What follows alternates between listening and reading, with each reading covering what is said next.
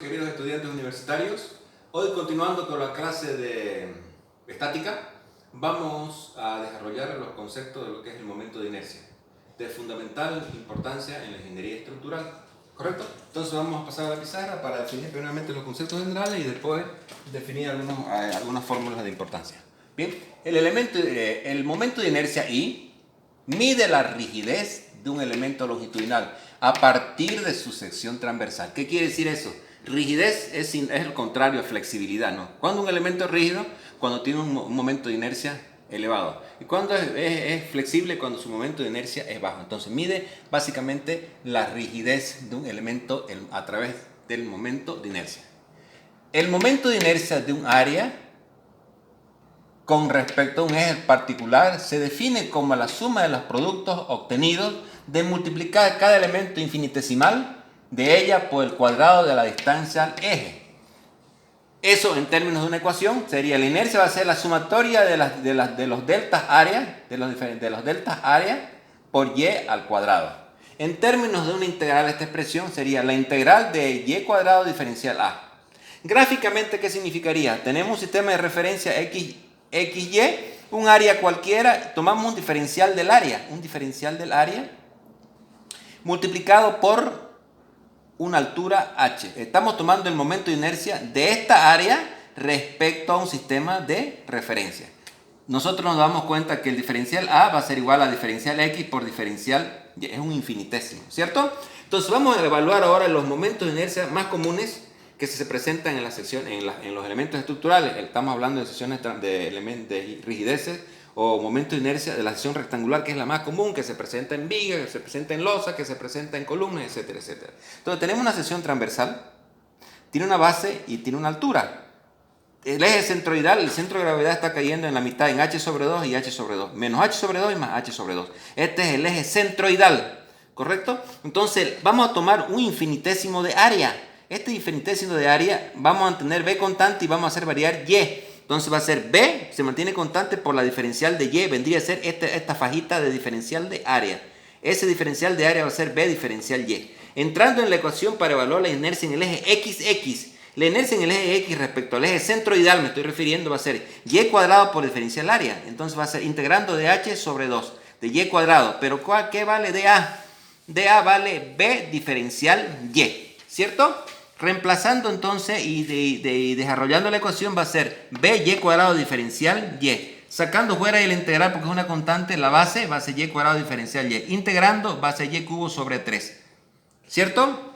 Sacando fuera el 3, b sobre 3, ¿qué queda? Y al cubo que está elevado con límite de integración de menos h sobre 2 a h sobre 2. Reemplazando el límite de integración va a ser igual a b sobre 3, h sobre 3 elevado al cubo menos el límite inferior, menos el límite inferior. ¿Cuál es el límite inferior? Menos, negativo. Cuando esto lo eleva al cubo, se hace negativo, con esto se hace positivo. Entonces, ¿qué queda? H cubo sobre 8, menos por menos da más h cubo sobre 8. Ejecutando el quebrado va a ser igual a h, va a ser dos veces h cubo sobre 8. Y desarrollando me sale 8 por 3, 24, 2 dividido entre 24 sale 12. Y sale la famosa expresión que la inercia en el eje XX va a ser la base altura al cubo sobre 12. Esa es una expresión conocida dentro de la ingeniería estructural. Bien, eso respecto al eje X. Y respecto al eje Y hacemos exactamente lo mismo. Hacemos diferencial en el eje paralelo al eje Y, ¿no es verdad? Y que para encontrar la inercia en el eje Y. Entonces la inercia en el eje Y va a ser X cuadrada, H diferencial X. Integrando la ecuación me sale que la inercia en el eje Y va a ser la altura, base al cubo dividido entre 12, que era acá era lo contrario, acá era la base, la altura al cubo sobre 12, mientras acá es la altura, base cubo sobre 12. Lo que se demuestra que la inercia en el eje XX es mayor a la inercia YY. Estamos hablando de esto. La inercia en el eje XX es como si el elemento está parado. En este sentido tiene mucha rigidez. Pero cuando el elemento está echado, el elemento es muy flexible. Por eso es que la inercia en el eje XX es mayor a la inercia en el eje YY. ¿Correcto?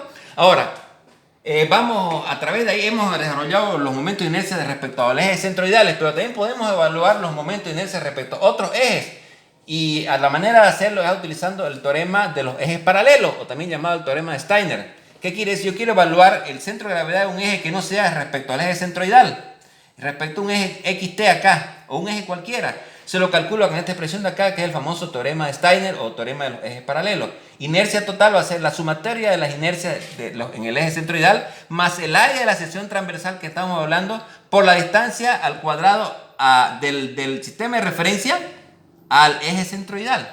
¿Correcto? Entonces, S es la inercia del eje centroidal, A es el área de la sección transversal, D la distancia del centro al eje centroidal. ¿Correcto? Entonces, con esa expresión nosotros con el teorema de Steiner o el teorema de los ejes paralelos encontramos la inercia en cualquier lugar, en cualquier eje de referencia. ¿Ok? Entonces vamos a ver ahora inercia de secciones comunes, de figuras comunes. El centro, la inercia en el eje, en el triángulo va a ser respecto al eje no centroidal, respecto a una base del triángulo. Si queremos calcular en el eje centroidal, tenemos que calcular el teorema de Steiner. Entonces yo quiero calcular en el eje X, en el eje X mayor, tengo el eje X mayor, Y mayor. En el eje X mayor va a ser base altura al cubo sobre 3. Y en el eje Y mayor va a ser base altura, base cubo sobre 3. Me estoy refiriendo a este eje, no al eje centroidal. Si quiero calcular respecto al eje centroidal, tengo que aplicar el teorema de Steiner. ¿Ok? Ahora, respecto al eje centroidal sale la base, la inercia respecto al eje centroidal, X, va a ser base al cubo sobre 36. Y en Y, lo mismo, base altura al cubo sobre 36. Bien, el centro de gravedad del círculo va a ser la inercia en el eje X igual a la inercia en el eje Y. Vale pi diámetro al cuadrado a la cuarta sobre 64. La inercia en la mitad del círculo. El centro de gravedad, acuérdense que en la mitad del círculo cae a 4 veces radio sobre pi. La inercia en el eje Y va a ser pi radio a la 4 sobre 8. Y en el eje X viene dada por 9 pi cuadrado menos 64 partido entre 72 pi, que sale 0,1098 radio a la cuarta. Y la inercia del cuarto de círculo, y ya sabemos que el centro de gravedad del cuarto de círculo sale 4R sobre 3 pi. La inercia en X igual a la inercia en Y y vale pi radio a la 4 sobre 16.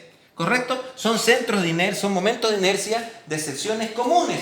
Con esos centros de inercia de secciones comunes podemos nosotros calcular las rigideces, los momentos de inercia de secciones más complejas, utilizando el teorema de Steiner, de fundamental importancia para desarrollar y calcular los momentos de inercia.